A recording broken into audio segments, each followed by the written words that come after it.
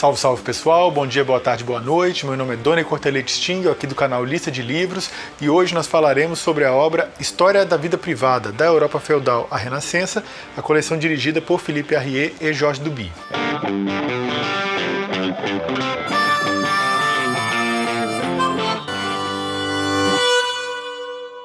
Antes de seguir com esse vídeo, eu vou pedir, se você puder e quiser, curtir esse vídeo, se inscrever no canal, tocar no sininho, é muito importante aqui para que a mensagem descrita aqui no Lista de Livros se propague pelo YouTube. Antes também de dar sequência a esse livro, eu vou pedir para que, se você ainda não pôde ver o vídeo História da Vida Privada, volume 1, eu vou deixar aqui nos cards e também no box de informações, que você pare esse vídeo e vá assisti-lo, porque as informações que eu vou, vamos dizer, deslindar aqui, elas dão sequência ao que já foi informado naquela outra obra.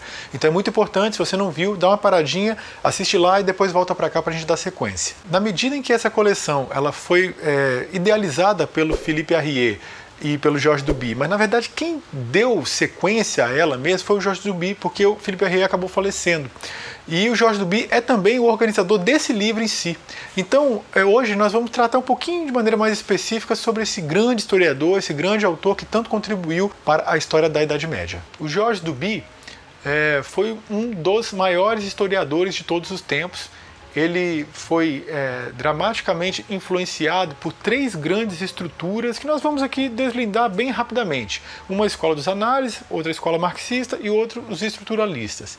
A escola dos análises foi, vamos dizer assim, uma tentativa da historiografia francesa, aliás, uma tentativa bem sucedida, de superar a visão positivista que havia da história, que dominava a história até então. Eles deixaram de se focar em grandes personalidades, como, vamos dizer, Alexandre o Grande, César, Pompeu, ou seja, deixaram de tentar se focar nesses grandes nomes e nos grandes acontecimentos para tentar verificar como a vida cotidiana ocorria. Não se ater apenas àquilo que os historiadores diziam, mas também procurar filósofos, sociólogos, antropólogos, paleontólogos, filólogos, ou seja, ter uma visão mais de totalidade da situação para que você pudesse compreender melhor a forma como a história se deslindava. Agregado a isso, o Duby também era influenciado pela escola marxista, que, vamos dizer, seguindo Hegel, avançando sobre Hegel, ele tinha uma visão de totalidade, via as coisas em movimento, tinha, vamos dizer assim, a ideia de tentar compreender dialeticamente a sociedade, não se unilateralizar quando fosse realizar análise de um objeto específico,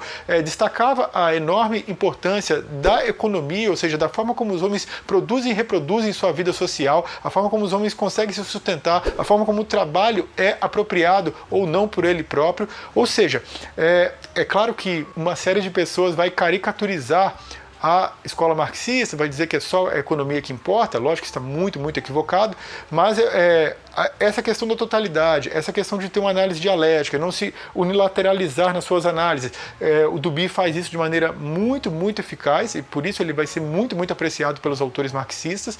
E por fim, ele também tinha, vamos dizer, uma influência dos estruturalistas, que, vamos dizer, para dizer de maneira bem bruta, eles tentavam estudar as interrelações, as relações sociais, as relações econômicas, as relações filosóficas, as relações religiosas, as relações de todas as ordens que pudessem influenciar e guiar o ser humano a agir de uma determinada maneira ou de outra. Especialmente a forma como essas relações elas se interconectavam, essas estruturas se interconectavam, por isso o nome estruturalismo.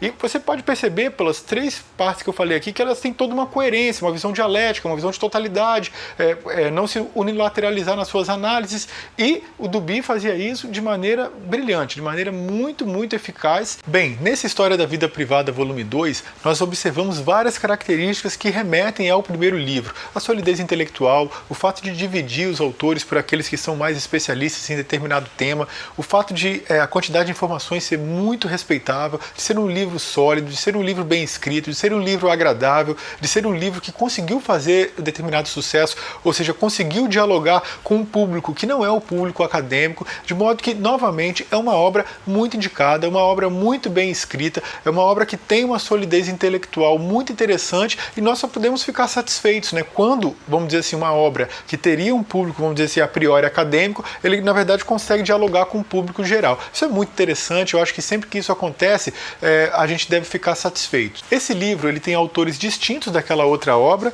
Se nós podemos aqui observar o Georges Duby, Dominique Barthélemy, Charles de la Roncière, Danielle Regine Boller.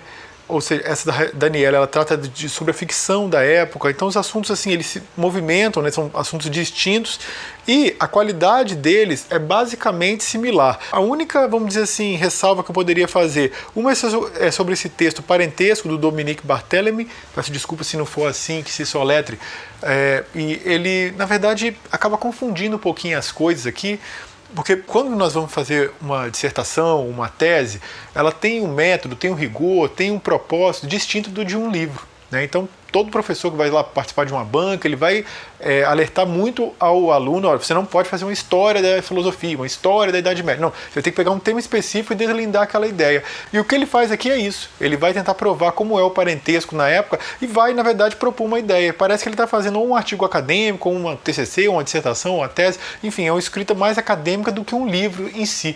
Então eu achei menos interessante, achei inapropriado que estivesse nessa obra. O outro texto que eu gostaria de destacar é o Ficções, da Danielle Regine Boller, Exploração de uma Literatura.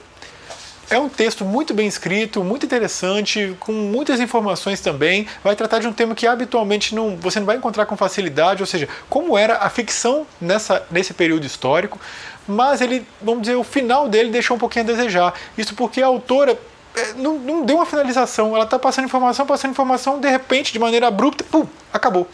Não tem pelo menos um último parágrafo, uma última página, enfim, para fazer um balançozinho, né, daquilo que ela tratou ali. É realmente um final um tanto quanto rude, um tanto quanto brusco. São só essas duas ressalvas que eu gostaria de fazer. O livro, eu reitero, tem uma quantidade de informações muito grande e é uma forma, vamos dizer assim, sólida de conhecer a Idade Média. É muito diferente, por exemplo, daquele delírio, né, daquele fairy tale, né, aquele conto de fadas que a Regine Perrault faz, né, inventando uma Idade Média que só existe na cabeça dela. Enquanto eu estava lendo esse livro aqui, eu fui pensando assim, olha como aquela pessoa tem uma capacidade de mentir, de criar uma fábula, né, querendo inventar que a Idade Média é uma espécie de paraíso na Terra. E só para dar uma informação, uma única aqui, porque é difícil você comentar muito, porque o livro tem uma quantidade enorme de informações e selecionar uma ou outra fica até, vamos dizer assim, injusto, né, porque é muita coisa muito interessante. No meio do livro aqui se destaca, né, pela arqueologia de algumas casas encontradas da época dos camponeses, a forma como eles estruturavam suas casas. Então aqui mais ou menos mostra lá no desenho de uma casa, como ele era feito, como ele era elaborado. Vou deixar aqui o desenho para vocês observarem um pouquinho. Mas o que é mais interessante?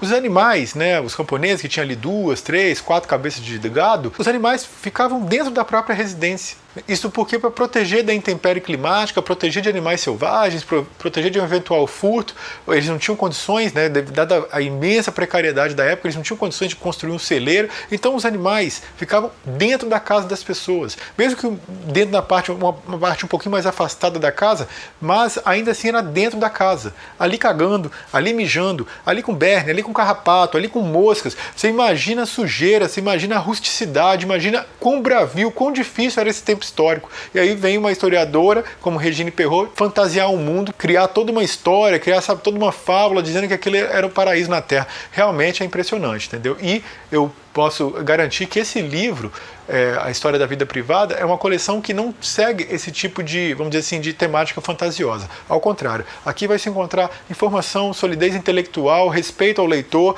e, por isso, é um livro que eu recomendo imensamente. Bem, mas naturalmente, essa foi apenas a minha singela opinião, eu gostaria de saber a sua. Você conhece essa obra do Georges Duby? Conhece algum outro livro dele? Concordou com a visão que eu expus aqui? Comentem à vontade aqui embaixo. É isso, um forte abraço, beijo no coração e até a próxima. Tchau, valeu!